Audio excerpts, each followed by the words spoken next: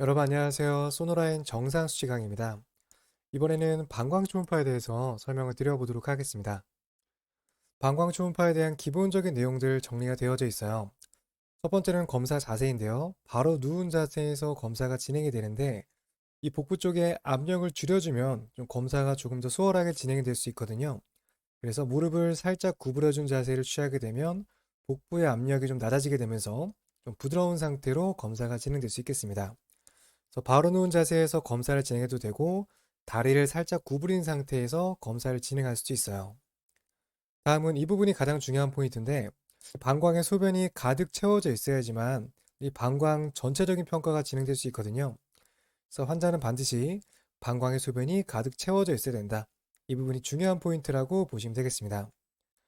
다음은 측정되는 것과 연관되는 개념인데요. 이제 가로 스캔에서 이 두 가지를 평가하게 되고 세로 스캔에서 높이를 평가하게 돼요. 이 부분은 이제 뒤쪽에 영상 보면서 자세하게 설명을 드릴 텐데요. 이 세 가지 값을 모두 측정을 해야지만 방광의 볼륨 값을 얻을 수가 있게 됩니다. 이렇게 해서 얻게 된 볼륨 값은 300에서 500 정도까지를 정상 범위로 보고 있습니다. 그러면 기본적인 내용 바탕으로 해서 연관되는 영상 보도록 할게요. 지금 보신 영상이 복부 중에서도 방광 쪽의 초음파 검사를 진행하고 있는 모습이고요. 삼촉자를 가로로 위치시켜서 이 트랜스퍼스 스캔으로 얻은 영상이라고 보시면 되겠습니다. 보시면은 이쪽에 방광 구조물이 있고요. 이 영상 같은 경우는 여성을 초음파로 해서 얻은 영상이라서 아래쪽에 자궁 구조물이 나타나는 것을 볼 수가 있습니다. 이 방광 검사 같은 경우는 소변을 가득 채워주게 되면 뒤쪽에 있는 구조물이 잘 보여주게 되는 음향창 역할을 할 수가 있게 되거든요. 일반적으로 초음파 검사를 진행할 때는 방광만 따로 보는 경우보다는 방광도 보고 그 밑에 있는 생식기까지 함께 보는 게 일반적입니다. 다음은 남성의 생식기 초음파 영상이고요.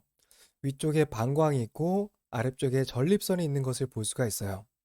여성 같은 경우는 자궁을 관찰할 수 있고 남성은 전립선을 볼 수 있는 게 이 방광 쪽을 음향창으로 하는 초음파 검사의 특징입니다. 다음은 이제 세로 스캔 영상 보도록 할게요. 보시면은 탐촉자가 90도 돌아가서 세로로 위치하고 있는 것을 볼 수가 있고요. 이 영상을 통해서 이제 롱지튜디널 이미지를 얻을 수 있게 되겠습니다. 보시면은 앞서 영상보다 이런 식으로 좀 길게 쭉 뻗어 있는 것을 볼 수가 있고요. 밑에 있는 자궁 영상을 보시면 조금 쭉 펴져 있는 자궁의 모습이 영상에서 보여지고 있습니다. 다음은 남성의 전립선 초음파 영상이고요. 마찬가지로 조금 전 가로 스캔에서는 이런 식으로 영상에 보여줬다면 이 부분이 조금 펴진 상태로 나타나는 것을 볼 수가 있어요. 그래서 방광 영상 마찬가지고요. 그래서 가로 스캔과 세로 스캔이 영상에서 어떻게 보여지는지 구분해서 봐주시면 되겠습니다. 초음파 검사 진행할 때는 방광 주변에 이렇게 장 가스 때문에 영상에 잘 보이지 않게 되거든요. 가능한 한 검사를 할 때는 적절한 압박을 통해서 이 가스를 밀어내면서 검사를 진행한다라고 보시면 되겠습니다. 다음은 방광의 볼륨 측정과 관련된 부분들 보도록 하겠습니다. 보시면 위드스와 뎁스 그리고 H를 곱해서 이 볼륨 값을 얻게 되는데요. 여기다 0.7까지 곱해줘야지만 정확한 볼륨 값을 계산할 수 있게 됩니다. 보시면 트랜스퍼스 뷰에서 옆에 있는 W 값과 그리고 뎁스 값을 얻을 수가 있겠고요. 다음으로 롱디튜드널에서 가장 긴 장경을 측정해서 이 높이 값을 얻는다라고 보시면 돼요. 보통 장비에서는 이 측정을 모두 하게 되면 자동적으로 값이 계산되어지기 때문에 이 공식까지는 굳이 아실 필요는 없는 것 같고요. 어떻게 측정이 이루어지는지 이 과정 정도만 체크하시면 되겠습니다. 다음 영상을 보시면 이 장비에서 이 값을 측정했을 때 자동적으로 계산된 모습이에요. 보시면은 1번과 2번, 3번 값을 모두 입력을 했더니 이 측정을 해서 195 정도라는 이 볼륨 값이 측정된 것을 볼 수가 있습니다. 이런 식으로 자동적으로 측정이 되기 때문에 뭐 계산 공식까지는 굳이 아실 필요는 없고요. 어떻게 측정이 되는지 이 과정 정도 체크하시면 되겠습니다. 이렇게 해서 방광의 볼륨에 대해서 알아봤고요. 다음은 방광 벽 두께 내용 보도록 하겠습니다. 네, 방광벽의 두께는 이 측정하는 방법의 전처치는 앞서 방광 초음파 동일하고요. 여기서는 정상적인 비워진 방광의 두께와 그리고 가득 채워져 있는 방광벽의 두께의 차이점 정도만 봐두시면 되겠습니다. 이 방광이 비워진 상태에서는 방광벽의 두께가 조금 두꺼워지게 되겠고요. 그런데 아무리 두꺼워진다 하더라도 정상적인 상태에서는 5mm를 넘지 않는 게 일반적입니다. 다음으로 방광의 소변이 가득 채워져서 방광이 커져 있는 상태에서는 이 방광벽의 두께가 조금 얇아지게 되는데요. 이 교재마다 조금씩 차이가 나는데 2mm라고 표현한 경우도 있고 3mm까지 정상이라 보는 경우도 있습니다. 여러 교재를 종합적으로 봤을 때는 대략적으로 3mm 정도까지를 정상으로 보고 있어요. 그래서 3mm보다 두꺼운 경우에는 방광벽이 두꺼워져 있는 비정상적인 상태로 분류가 된다라고 보시면 되겠습니다. 따라서 대표적인 이 두 가지 5와 3이라는 이 수치 정도만 기억해 두시면 될 것 같아요. 다음은 측정된 방광벽의 두께 영상 보도록 하겠습니다. 보시면은 방광이 좀 커져 있는 상태죠. 소변이 가득 채워져 있는 상태이고요. 이러한 상태에서는 방광벽의 두께가 조금 얇아져 있는 것이 정상적인 상태입니다. 보시면은 두께가 측정되어 있는 모습이고요. 3mm로 측정되어 있는 것을 볼 수가 있습니다. 네, 다음은 방광벽이 두꺼워져 있는 상태예요.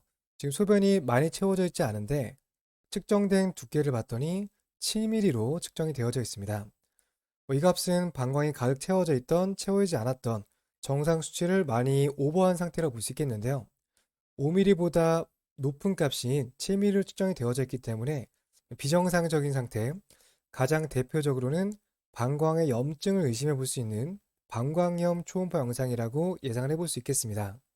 다음은 추가적인 내용들인데요. 이 방광벽의 두께를 측정할 때 특정 부위만 측정을 하게 되면 잘못 오인해서 평가를 진행할 수가 있거든요. 이 방광벽이 전체적으로 균일하게 두꺼워져 있는 상태라고 한다면 조금 더 쉽게 진단할 수 있겠지만 만약 특정 부위만 약간 두꺼워져 있는 상태라고 한다면 질병이 있는 상태로 바로 평가하기에는 어려움이 있겠죠. 그래서 이런 부분들을 예방하기 위해서 최소한 3군데에서 측정한 값을 평균을 내서 이 중간값, 방광벽의 중간값을 평가하는 것이 또 하나의 측정 방법이라고 보시면 되겠습니다. 측정할 때는 총 3가지 위치에서 평가하게 되는데요. 보시면은 방광에 돔이 있는 부분들, 다음으로 방광의 전벽, 마지막으로는 방광 삼각이라고 하는 이 아래쪽 부분에서 총 3가지 부분에서 평가가 이루어지게 됩니다. 참고 영상 보시게 되면 위쪽과 중간 쪽, 대략 아래쪽이라고 보시면 되겠고요. 이렇게 측정한 값을 모두 더한 다음에 3으로 나눈 값을 방광벽의 평균 수치 값으로 계산하는 방법이라고 보시면 되겠습니다. 이 부분은 참고적으로 보시면 되겠고요.